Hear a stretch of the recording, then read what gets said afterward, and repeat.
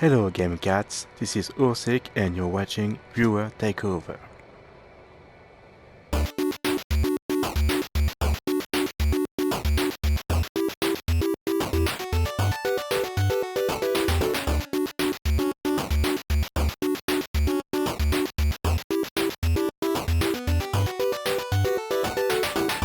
This is Viewer Takeover. We film every Monday night and then we bring it to YouTube every Tuesday afternoon or morning or wherever you live. Depends on the time, depends on my mood. And it's Viewer Takeover. We answer all your questions, all your comments with me. I'm Brian Paul. With me is AJ from this channel right here and his own channel, PSVR Underground. And silence. Suddenly just went silent. And this guy in the middle here, hopefully chewing burrito or swallowing, Dave from Dave Station VR. Not yet. It's going to take 50 minutes for it to get out of the oven. These things take 55 minutes in the oven. I hope you're cooking like 7 burritos at a time. That does not sound worth it. Just saying. They're good. It's worth it, but I have to wait. That shit in there for like 2 minutes in the microwave. I was going to say. You can do the microwave. But I don't have that kind of patience. I like to let it really cook in the oven. The microwave is not as satisfying. It gets all soggy. It is better. It is better. And stuff, you know. Shout out Amy's Burritos. Sponsor us. Amy's Burritos? Are they the same people who make Amy's Soup? Yeah, they make all the Amy stuff. It's all I feel like the Amy's Soup is really good stuff. Yeah. Amy. Shout out to Amy. What up, and Amy? all the Amy's out there. I would love to get sponsored by Amy. Quick shout out though to somebody other than Amy would be Orsik, the Game Cat, for that amazing brief introduction. I think he was a little intoxicated when he made it. He was nervous, had trouble pronouncing the words "viewer takeover," but he did it, and that's all that matters. So we thank you so very much, Orsik, the Game Cat. Yeah, thanks, man. Very nice. Thank you. If you want to submit your intro, I promise you there's none in the queue. Send it to withoutparole@gmail.com. Keep it short, keep it simple, keep it sexy, and then we will put it on next week's show. Also, make sure you hit us up on patreon.com/withoutparole. Games. Give us $1 or more every single month to help out the cause, keeping this channel running. We appreciate all of you.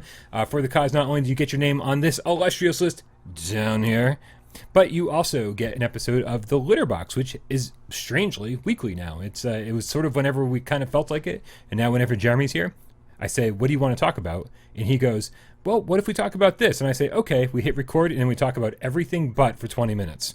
Which makes it the best 20 minutes of my week for sure. So yeah, Jeremy's hilarious. That is some awesome bonus footage on a weekly basis on patreon.com/withoutparole. Games. Very nice, very nice. And of course, the last people we want to thank as we keep the show rolling forward are the people who did what, AJ? These are the people that changed their name after Beauty and the K's strong lead and changed their name to something Game Cat, something in the vicinity of Game Cat. What do you say? Something Game Cat adjacent. And first up, we've got now this is a tricky one. It could be two things. I think that I'm going to go with this though. And it's going to be Benno Pool Pirate, the Game Cat. That's right. And that's kind of. I mean, I like like pirates are cool. Pools are cool. He's a pool pirate. Yeah. He wears his hat into the pool and brings the parrot in with him, and they go for a swim. It's like pirate cosplay, right? It's like he's going to get all dressed up and run around the pool. Ahoy, matey! Very Halloween thing. And of course, we also got one more, and that's going to be Martok. Game Cat. I like it. It sounds real serious. Yeah. I just want to say, I don't know what it's about, but it sounds good. Fatality. For anyone who doesn't know, Game Cats are the loyal following of Without Parole. It's a long story. Well, maybe not that long, but we'll tell it some other time.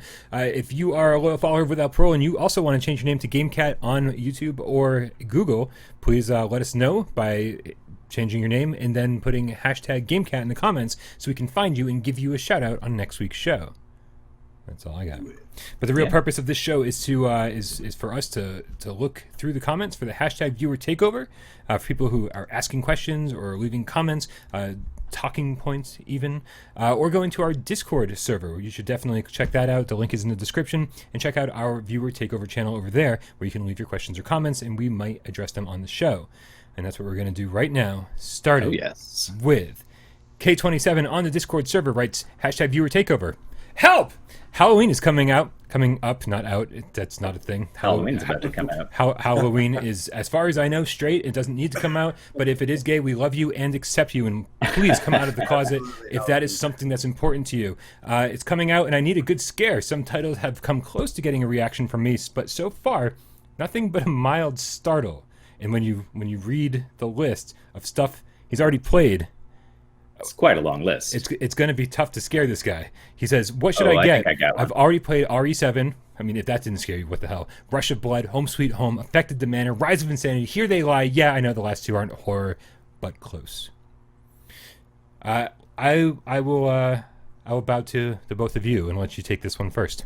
All right, so I got a strong recommendation here for The Persistence. Not only is it terrifying and spooky, but the gameplay loop of like when you get attacked, you're pretty much dead. Like you have to be very cautious and look around every corner. And when you're dead, you got to go straight back to the beginning and start it all over again. Just like real life. So exactly. So it's got that built-in tension of the actual like game design, but then it's dark, it's scary. There's some terrifying looking creatures that make strange sounds that will keep you up at night. So I would definitely say Persistence is a great one, and it's fun to play too. So that's my pick. Yeah, you can't go wrong with the Persistence, man. Like that is, it's like a sneaky stealth game. Like until you get real good, until you really upgrade. And I love that game. That is one of the few games that I was super crazy hyped for, and it ended up exceeding my expectations. Absolutely, yeah. And what about you, AJ? That is a hard one to follow. That is a great pick, Dave. That game has some of the most scariest moments. You know, it is kind of an action game later on, but there's definitely some parts in that game that are freaky as hell. But, yeah, you know, this is going to be a hard one because he says nothing but a mild startle so far and has played Resident Evil 7, stuff like that. So I don't know if this is going to be the one to get him, but I have to recommend the game that scared me right up there with Resident Evil 7, and that's going to be Five Nights at Freddy's VR Help Wanted, which if you happen to watch the awards show the other day, they happen to win for best horror game, and I think rightfully so. But another interesting thing about this is there's the DLC coming out very soon, and it's called Curse of the Dreadbear DLC. So, you know, this game, I know everybody says it's like, oh, it's just jump scares, but really there's a lot of moments. If you go watch the end of Brian's review, there's these couple levels that really change up the style of everything, and you know, there's actually like movement, and it really does a good job with the atmosphere. It's really polished. So just a fantastic game overall, and that would be my recommendation. I do have one more though. If you haven't heard of HeroCade, there's a little game that's in it called Dread Halls. Buy HeroCade just for Dread Halls alone. Ignore those other games. All those other games are trash. They are bad. But Dread Halls is another one that is one of the like scariest experiences I've ever had in VR. And you play through the first 3 levels, and then after that, after you complete those, then everything is randomly generated and procedurally generated, randomly generated. So you never know what creature is going to be lurking down the dungeon past the next corner and stuff. And yeah, just really good one. Yeah, and that's one too where like you're not going to be blown away if you watch a video. Like the graphics are kind of low quality, but they look good in the headset though. Yeah, and the feeling of playing it is what matters in that case. And it is definitely design. Wear headphones. And by the way, are you wearing headphones, K27? Because if you're not, you need to be wearing headphones. That's rule number 1 of playing horror games in VR. Or any game really in VR. In VR, yeah. Brian, what about you, man? You know, I thought Dave was going to say Horror Sense. I almost said Horror Sense, but you've got to go to the Japanese store, and that's like a hoop for people to jump through. So I do still recommend that if you happen to have a Japanese account or want to make one. Horror Sense is a ton of fun. But I'm so going to check that out now. Yeah, I'm a big fan of that. But the one I had on my list, the one that really got to me just because it was scary on a different level, like in a different way than any of these other games, that's The Exorcist Legion VR. Now, that's a good one. It comes with a big asterisk. Like, I mean, like the biggest asterisk you can possibly make on the screen. It is buggy for some people still. Wolfenwood claim they fixed it for everybody last year, and it is still causing problems. Sometimes people can't walk through doors. Sometimes people are getting stuck in walls. Sometimes, for a lot of people, there was a crucifix that is a necessary item to use on the third area, and it's just not in your inventory when it's supposed to be, so you can't complete that. And so that is a huge asterisk saying this is one of the scariest games I've ever played in my life. It made me like I was raised Catholic and I went to Catholic school, and there's like a lot of religious imagery and demon stuff going on. And like if you have any kind of religious background, these are things you don't want to fuck with. It's like kind of scary to screw around with. You're like, oh, I don't even want to joke about like invoking Satan because. Who knows, man? Who knows? I've seen too many scary movies, and but man, it scared the crap out of me. And if you somehow can play it and don't experience any bugs, it's awesome. Yeah, and I want to put a small asterisk next to your big asterisk, and I hope you edited a bunch of asterisks in this part. I hope there's giant ones and tiny ones. See what I have time for. Just all over the screen. Probably not. But I played with no issues. I didn't have any bugs like that. I didn't get stuck. I didn't have any problems that broke the game for me. Yeah. So, and that's the biggest problem, right? Is that some people had no problems. Like I didn't have any problems my first time through, and then I was gonna play through all of them during a live stream, and I experienced game-breaking bugs that I'd never seen before. Right. So it's really strange. It's sort of person by person, which is I'm assuming why they haven't been able to fix this, because it's not affecting everybody.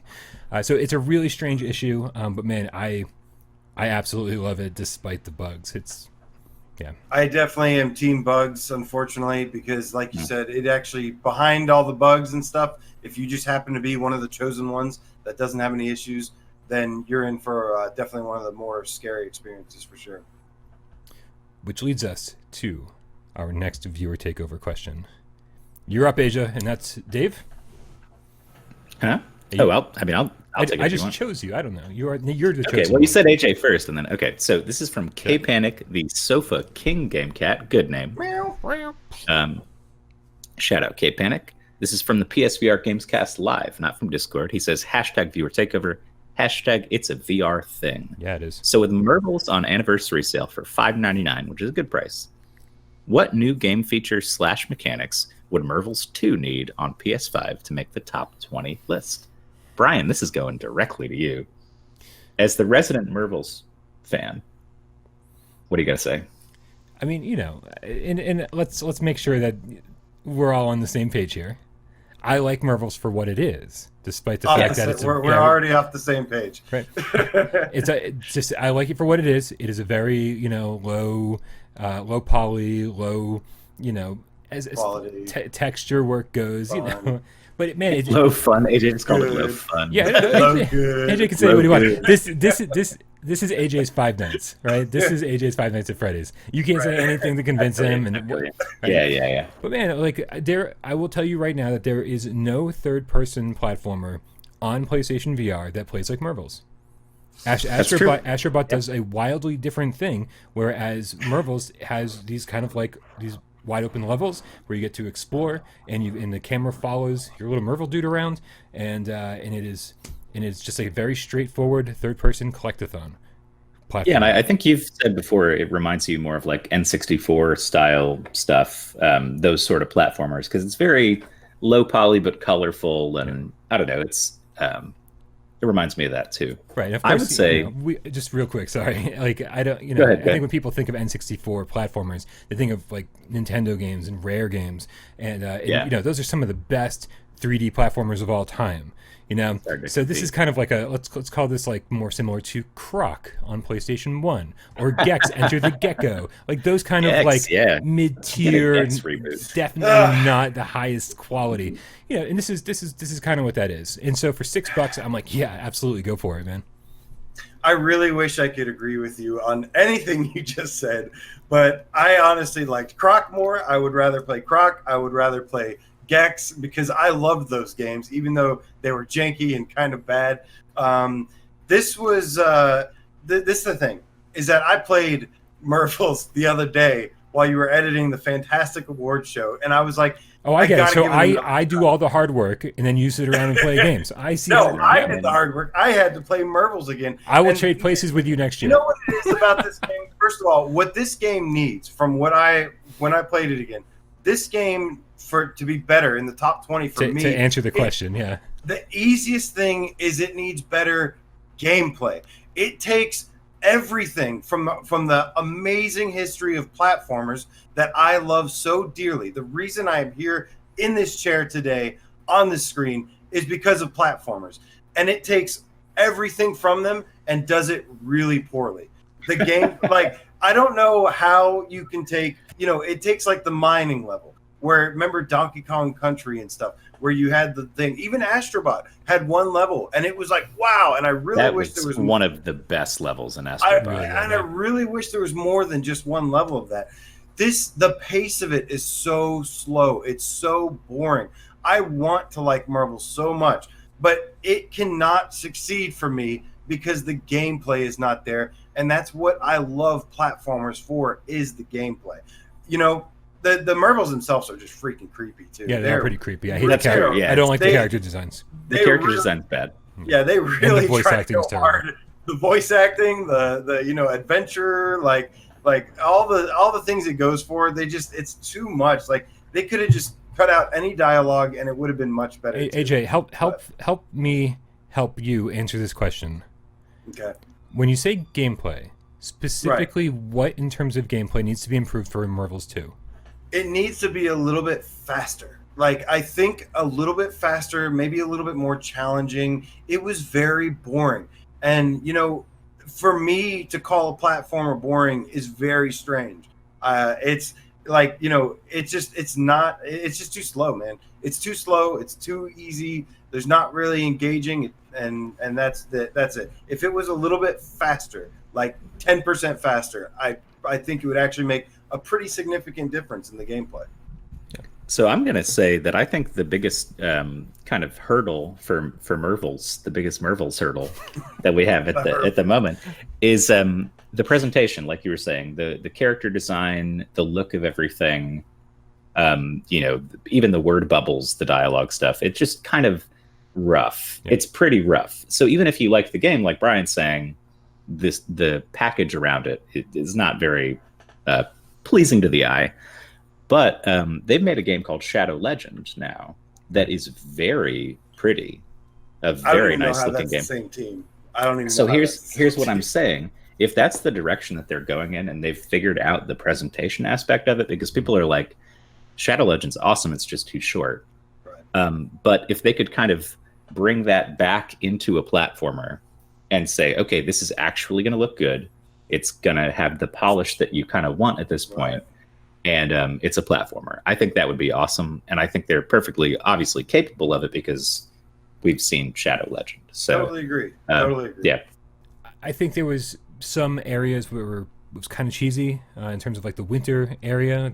Every platformer on the face of the planet get that far. has an obligatory. Interesting, you said that. An obligatory snow level, obligatory lava level, all that stuff. Yeah. And the snow one had like big like candy canes coming out. It was like kind of like Santa's Workshop Wonderland, and like that's really, really cheesy.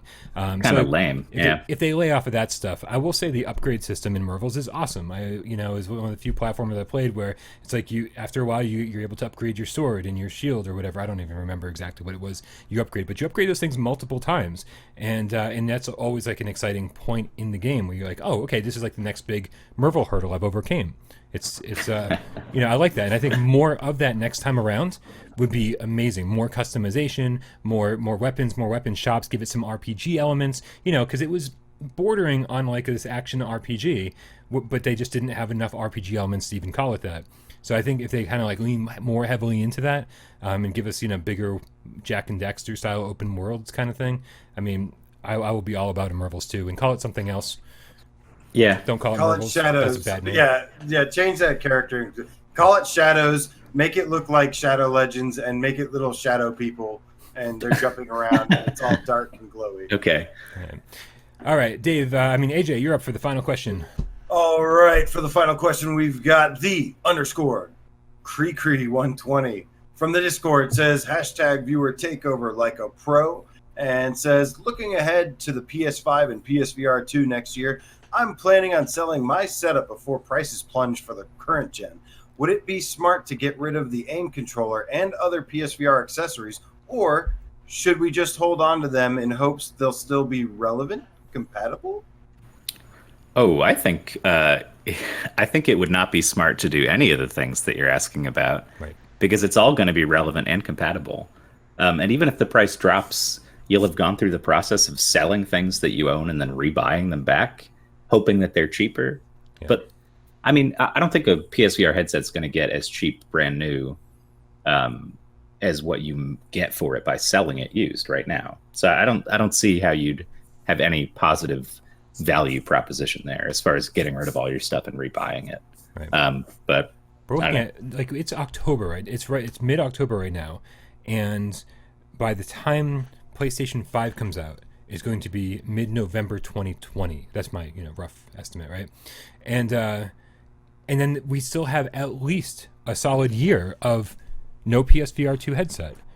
Yeah, and that's the year in which Iron Man will be released, conceivably within the next year. Right. And then, like you said, after the PS5 comes out, it's not like they're dropping the PSVR 2 the same time. Right. So they said at least a year, I think was the last official word. So I mean, there's no reason to sell anything right now. Everything's going to have to work together for PSVR to be compatible with PS5. They're going to have to have a camera with light tracking and all that stuff to make sure that I'm assuming that everything is going to be compatible, because the games you currently have for PSVR on your PlayStation 4 are going to be playable on your PlayStation 5 with the current headset. So that's really important to know. Well, the Move controllers are going to have to be compatible with PS5. I'm assuming maybe even the DualShock 4 will be compatible with PlayStation 5. The aim controller will be compatible with PlayStation 5. I would hold on to everything, honestly, until the last minute. There's no reason to get rid of anything. And I think even when PSVR 2 comes out, there's going to be a reason to hold on to all of this stuff. Yeah. And I mean, once again... Oh, go ahead. Good. I totally agree with both of you. I wouldn't get rid of any of it, because not until they get rid of light bar tracking or light tracking in general, you want to keep and hold on to all that stuff. We already know, like you said, PSVR is compatible with the PS5. So if you get rid of that stuff, then yeah, you may be setting yourself up to have to buy this stuff again. Also, don't ever sell your aim controller. I have one regret in life, and that's getting rid of my GunCon 2 from the PlayStation 2 with Ninja Assault, Vampire Knight, Time Crisis and stuff.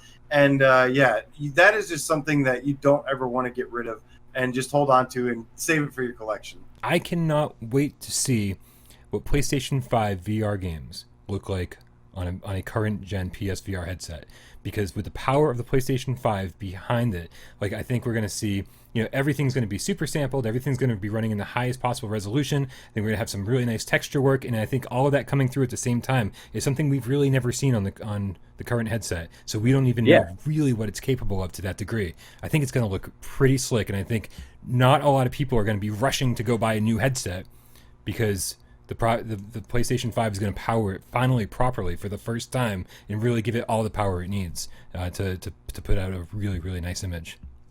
Yeah, I feel like it's going to end up being kind of like the Rift and the Rift S, where, like, if you have a Rift, you don't need a Rift S unless you want the inside-out tracking and that kind of stuff. So a lot of people just stuck with their original one, even though there's like a fancier, newer version. They're just like, I'll skip this one because I'm satisfied with what I got. Yeah. Like, if the horsepower is there, the PSVR headset goes to 1080p, and like, if everything was running in crisp ass, far draw distances, rendering in real time without pop in and stuff like that, 1080p is going to be just fucking fine, I think. As far as how it looks in the headset, at least for a while. Yeah, for that sweet crisp ass PSVR 2. I'm very excited. It's going to be great. PS5, PSVR 2. Man, I've never been more excited for a console generation to end so we could get a new one. Right. But man, luckily there's a lot of good stuff coming between now and then to keep us distracted. Good stuff. All right, gentlemen, thank you very, very much for hanging out with me for another viewer takeover. Obviously, Kat, was a pleasure. Thank you very much for watching. Thank you to all the viewer takeover questions. Make sure you change your name to GameCat. Put hashtag GameCat in the comments so we can find you and give you a shout out next week. Make sure you put hashtag viewer takeover in the comments, or join our Discord server, which you should do anyway, and leave your viewer takeover question or comment in that viewer takeover channel. Also support us on Patreon, on patreon.com/withoutparole. Games. For $1 or more every month, because you love us almost as much as we love you. Guys, this is the second to last time the three of us are going to do this before the 2019 GameCat meetup. I will see you guys soon. I'm very excited, and we're going to hang out with a bunch of cats Six Flags New England, October 19th. If you haven't made plans to go, make plans to go. We'll see you there.